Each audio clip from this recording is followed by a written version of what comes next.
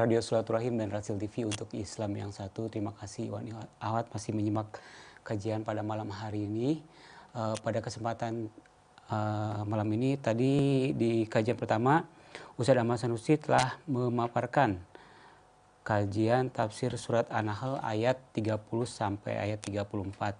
Dan kali ini kita memasuki sesi kedua, yaitu sesi tanya jawab. Alhamdulillah kita sudah terima beberapa pertanyaan, Ustaz. Langsung saya bacakan, Ustaz. Ya. Baik.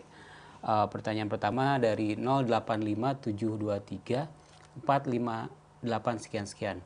Assalamualaikum warahmatullahi wabarakatuh, Ustaz. Waalaikumsalam warahmatullahi. Saya mau bertanya, Pak Ustaz, kalau kalimat birrul walidaini di Al-Quran, alif lam yang ada antara kata biru dan walidain itu menunjukkan kalimat isim ma'rifat saja atau ada fungsi lain kiranya Pak Kiai? Ya. Kalau ada fungsi lain, tentu alif lam yang nempel pada kalimat-kalimat ternyata punya beberapa fungsi secara ilmu nahwu dan sorob.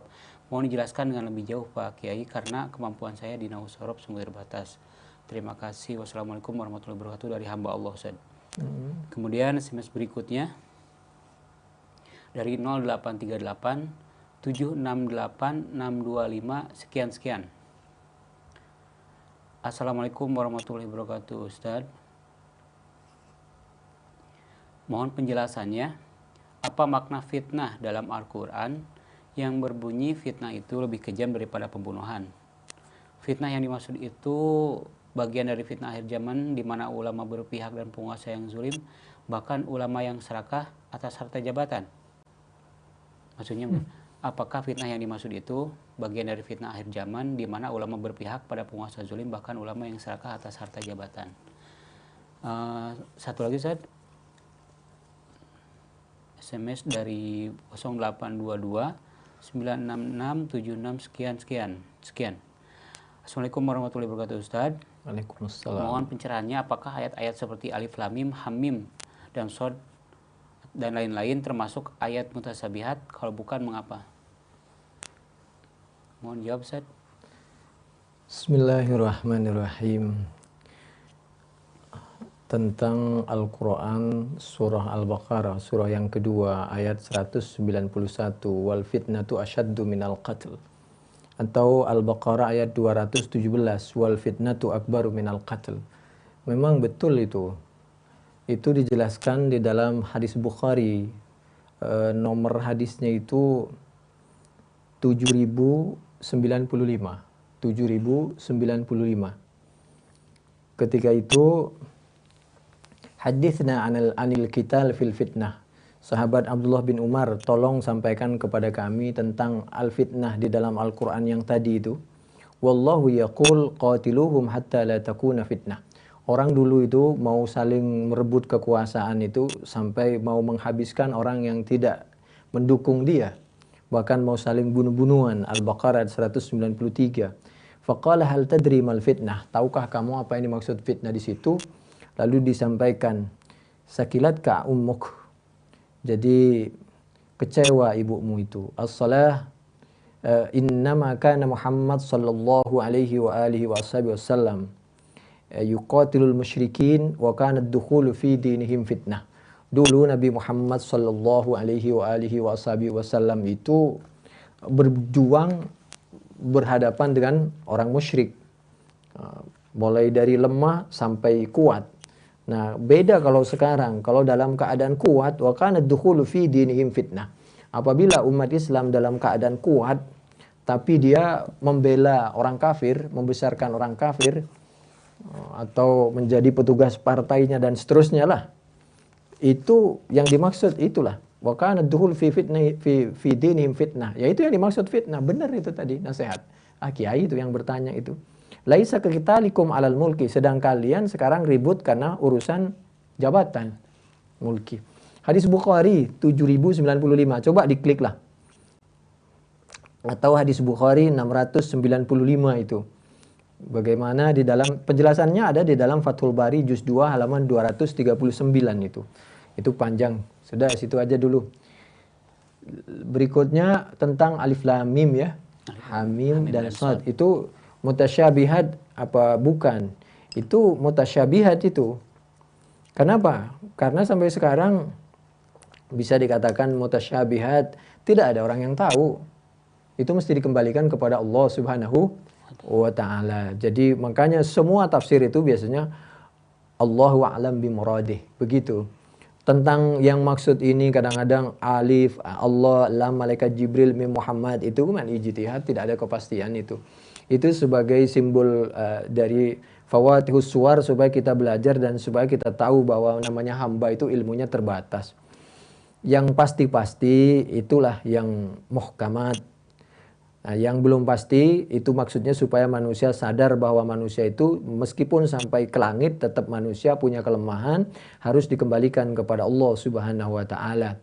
Tapi tetap berusaha mencari ilmu. Wong alif lam mim saja nggak tahu artinya. A'udzubillahi minasyaitonirrajim. Bismillahirrahmanirrahim.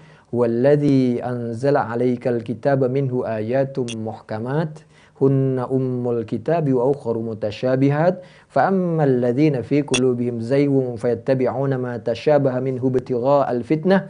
Orang yang hatinya condong, makanya orang itu tidak boleh condong kepada kemaksiatan, harus lurus sampai akhir hayat, harus bergabung dengan Al-Quran, As-Sunnah, ulama yang tulus. Fayattabi'una ma tasyabaha minhu ibtigha'al fitnah, akhirnya menjadi sumber fitnah. Wa ibtigha'a ta'wilih, Quran ditakwil segala macam, As-Sunnah ditakwil menurut kepentingannya. Wa ma ya'lamu ta'wilahu illallah, yang faham itu hanya Allah.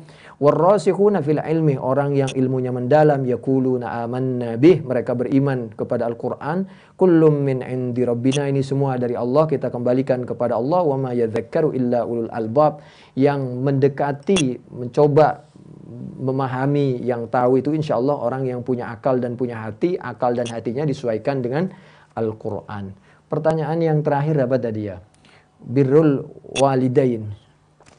Birrul walidain itu suruh berbuat baik, apalagi kepada kedua orang tua. Untuk menunjukkan, apalagi kedua orang tua, bahwa kalau di dalam ayat yang lain itu, supaya kita itu seperti hewan mengembangkan sayapnya, ayam mengembangkan sayapnya, apabila anaknya sudah masuk itu, wahfid janahaka minadh-dhulli, sayapnya dikembangkan, begitu anaknya dimasukkan, maka ditutup untuk melindungi anaknya. Sebaliknya, kita harus begitu, birrul walidain. Makanya birrul walidain itu didekatkan dengan ubudullah. Ubudullah birrul walidain.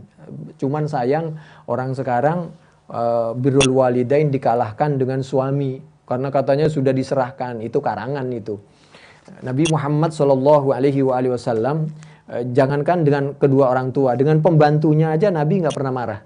Kata sahabat Anas bin Malik, kata Anas bin Malik, maqala li di syai'in sana'tuhu lima sana'ta hadza hakadha wala li syai'in lima asna'hu lima lam tasna' hadza hakadha. Itu hadis Bukhari 2768 atau 6039 atau 6911, Fathul Bari juz 5 halaman 496 sampai 520.